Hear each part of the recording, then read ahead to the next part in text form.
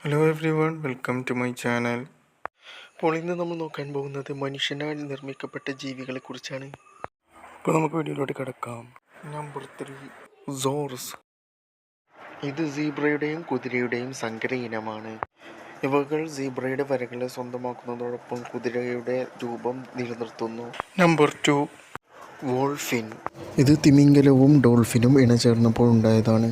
ഇവ വളരെ അപൂർവമായിട്ടാണ് കാണപ്പെടുന്നത്. നമ്പർ 1 കാണുന്നതിന് മുമ്പായി നിങ്ങൾക്ക് ആനിമൽസിനെ ഇഷ്ടമാണെങ്കിൽ ലൈക്കും ചാനൽ സബ്സ്ക്രൈബും ചെയ്യൂ. Number 1, liger. ആൺകടുവയും പെൺസിംഹവും ചേർന്നാണ് ഈ ഒരു ബ്രീഡ് ഉണ്ടായിരിക്കുന്നത്. ഭൂമിയിലെ മാർജാര കുടുംബത്തിൽ ഏറ്റവും വലിയവരാണ് ഇവർ.